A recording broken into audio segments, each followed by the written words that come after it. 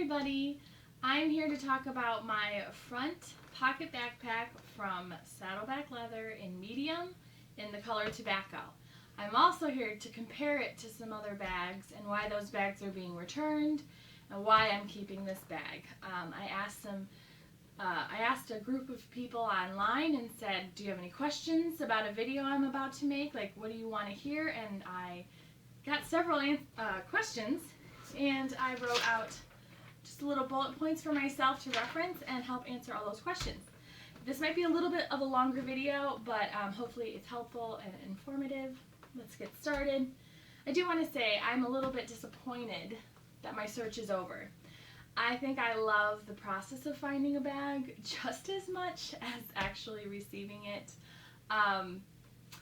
That sounds very pathetic. I am blessed to have that problem in my life, but I'm a little sad to see that my search is over because I'm so happy with this. And let's just keep going though. So people wanted to see a side-by-side comparison of the front pocket backpack medium next to the whipping post roll top backpack. So let's do that. I will, hopefully the camera's picking up the right light, but this is the front view of the two bags side by side on the same plane. This one's obviously a lot deeper, and this one's quite a bit taller. And then the backpack straps, this one's straps are very floppy, and I have a full, like, I don't know, 10-15 minute review on this bag. If you check, search my channel, and I'll link a description to it in the info on this video. And then the straps are just much more rigid here. And another side-by-side view. Hopefully that helps. Sometimes when I watch YouTube videos, I'll like pause it and like take in the two images, so you can do that now. Let's see.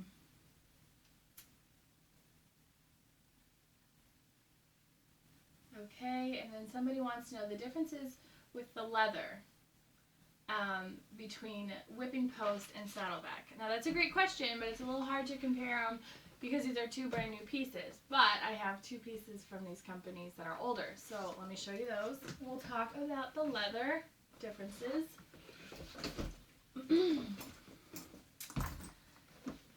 Now this is the large Hobo from Saddleback leather in tobacco, and this is the whipping post from, this is the Tote from whipping post, and this bag's a little modified. I added a center strap. You can see I did it from a local leather shop because I wanted to make sure that my bag could stay closed if it was in the airplane compartment above your head, the overhead compartment. And okay, so you might be familiar with these two bags.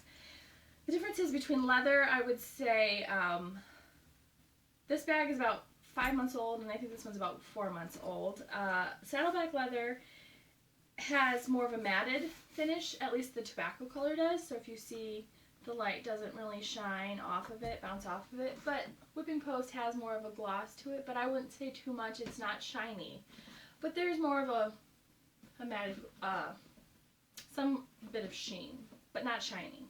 And then saddleback leather most often comes lined with pigskin, and this keeps the bag from, keeps it in its shape. It's not floppy. It also is helpful to wipe stains out, but it also keeps the bag from aging too quickly. And I like old looking bags, so I'm a big fan of the whipping post leather because it is unlined. It is unlined, and I really like that because it can look older sooner. It gets floppier sooner. I understand if you were to, you know, stain something or your applesauce opens up, it could stain a little bit, but I keep things most often in pouches like my pen, so if one leaks I don't have an ink stain. And for quality, I know they say on Whipping Post's website it's 100% full grain vegetable tan leather, and this is 100% full grain leather. So full grain, I'm happy, I feel confident. I'm sure these bags will be with me for so many years, and hopefully my children like them. I hope I have kids that like leather. Okay, I think I addressed all of that. Let's see. Oh, I wanted to show the difference. Saddleback offers many different choices of leather. Whipping Post has 2 for the tote at least. 1 color for the roll top backpack, but the Whipping Post doesn't have as many selections of leather colors as Saddleback. But this is a Saddleback iPad mini chestnut sleeve, and I thought I would hold these 2 up so that you can have an idea of what kind of red brown leather Whipping Post offers. Hopefully that will help, because you just can't visit these stores yet, and you just don't know. You don't know at all. Okay, reasons why I'm returning Whipping Post. So these guys are done.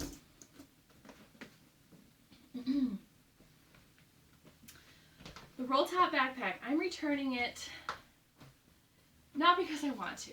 I would hope to have been able to keep this bag, but I had limited funds, and I had to choose wisely, and this bag meets a lot of my needs for going out to paint. I paint outdoors a lot, and it holds all my supplies, and there's a little bit of room, but there's a lot more room in the front pocket backpack, and I kind of like the idea, you know, when I go to Europe, I'm going to have all my art supplies, but I can pack my umbrella and my jacket and some room for souvenirs and maybe a snack. So this had a little bit more limited space, but the funds was a big thing. It wasn't too expensive, but I just wanted to stay on budget. If this was ever at a thrift store or on eBay for like 80% off, I wouldn't hesitate buying it. It's so lovely. One other thing I noticed that could be a little bit of a flaw just to me is if I were sitting on an airplane and this is my carry-on and I have it underneath my seat or in the seat in front of you and I need something out of it, I felt like it would be uncomfortable to have on my lap and then unroll the height and get into it. I have a very detailed review of this on my channel if you want to really get into that. But when this part of this unrolled, it's up here, and if that's on your lap, you're kind of digging in, and it'd be better on the floor and you could really look in, but you know, airplanes have limited space, so I counted that as a negative. But the pros, I think it's a beautiful design. I think it's much lighter. I like that it's unlined leather. I like the slimmer depth, just because it was really snug against my body. These straps are so comfortable. And so there was only the 2 negatives, the funds and the idea of using it on an airplane just made me second guess bringing it. And when you buy an expensive bag, you shouldn't get second guess about anything. Alright, I think I answered all those. And let's move on to reasons why I'm keeping the Saddleback bag. Whew. That is heavy. We'll talk about that in a second. The reasons I'm keeping it, I'm crazy about these pockets. These outside pockets are going to just be so helpful when it is on a plane and you need to grab some Band-Aids and hand sanitizer. This pocket right here is empty. Should I go into it? No, I'll get to that later. But I am keeping it because also it was in my budget. I got it as a Dave's deal, and I was so happy I'm the first owner. It's very stiff, but, you know, the leather's very stiff. But I was saying I was just happy I could afford this bag. It just came at the right time, and I think the look is gorgeous. I'm a huge tobacco fan. Like, the color tobacco. It's charming. My husband doesn't hesitate wearing it. You know, it's not too masculine, not too feminine. I think it's going to age really well. Tina's going to look great on this tobacco. And, you know, I paint outdoors, and I need to be in any kind of weather situation. I've been rained on in the drop of a hat, and you don't see it coming, and so I had to have a backpack with a flap. I had to have a backpack that was going to be handling snow and rain and sleet. I've been in all of it, for the love of painting, and it also needed to be able to hold, you know, all my tall materials and just different size things. One huge thing I needed my bag to have was these D-rings. I like that I can strap my tripod or my umbrella to free my hands. And I've had a bag in the past that didn't have D-rings, and I ended up carrying more things with my hand, and that's what I like about this bag, the D-rings. All right, how do I cope with the weight? That's a question somebody asked, and this neoprene pad is so comfortable. I don't know if this is picking up in the camera. It is right here in the stitching, and I went on a 3-mile walk with this bag last week, and I was so grateful for this pad. I did feel when I was walking these kind of touch my sides, but it was more of like you're aware the bag's there. I came home, there was no marks on my body or anything. The straps evenly distribute the weight so well. Like, I was so happy with how it is very heavy at this point, like just sitting and picking it up. I've got it pretty full, but when it's on your back, I'm only 5'5", 29 years old, and I was just like, I can handle this all day. I mean, the 3-mile walk was a breeze. I guess it depends on how healthy you are or your body type, but I was very happy with it. Let's see, coping with the weight. I was wearing a t-shirt on this walk, and I felt like if I had one more layer, like a cardigan or a light jacket, I might be a little more comfortable. Just a tad bit more comfortable, because either how things were just touching my skin, but I feel like I'll always, when I paint outdoors, I normally dress in layers, so that didn't really bother me. Let's see. Man, I'm answering them all without even looking. Okay. Let me try it on, and then I will pull out what I have in the bag. I am surrounded by bags right here. Okay, let's do this.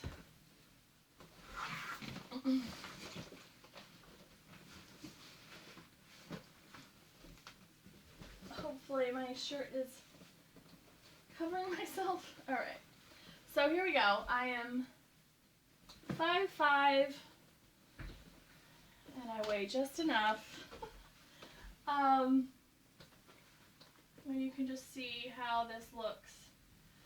You know, when I'm wearing it, you're aware something's pushing you here. This comfortable pad is in here, and it kind of gives me better posture, I feel like. But I wouldn't hesitate grabbing this. We're going to Europe this year, and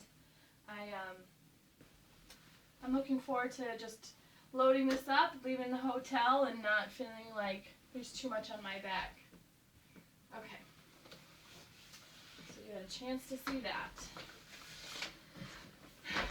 Now, what is in my bag? I'm going to sit down again. I was mentioning there's a medical. This is hand sanitizer, medicine, Band-Aids. This pocket right here is empty for now. This is something that's fun. I put my water bottle right in the side pocket here.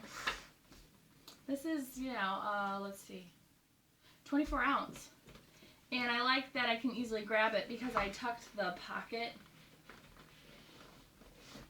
back within itself because it won't close. Anyway, that's a fun tip. Let's open it up.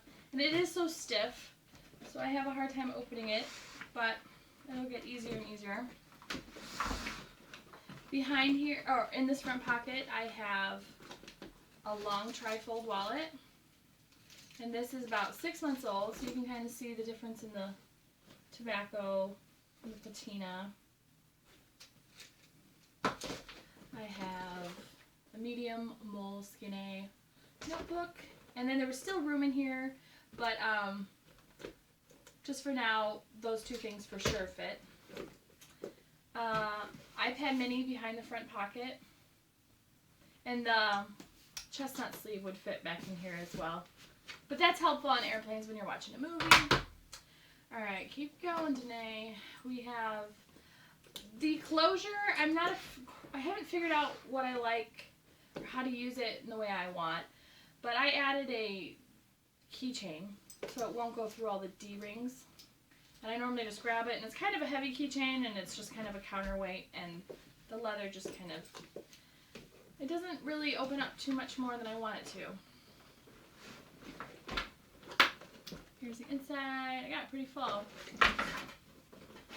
These are paintbrushes, and these are the same things you'll see in my other video, because my art supplies are very similar, or they're the same materials. So a thicker notebook. In measurements, that's like 9 by 12. This is more paper, clipboard, butcher tray, magazine, and then somebody asked me to put a 3-ring binder in here. Let's see if that's coming through. There's still probably about an inch on, maybe 2 inches on the sides of it, and then maybe another 2 inches taller, I would say, from the base of it. But that's kind of a standard measurement tool if you have a 3-ring binder at home. Now this is just a pouch that I normally have with my items in my purse. And then this is a larger pouch for watercolors. Pouch. Pouch. Okay, empty. And I know there's so many helpful videos out there explaining, you know, where the pigskin starts and the leather starts, but that's not what this video is about. So hopefully we all can help inform each other. This is about your questions. Okay.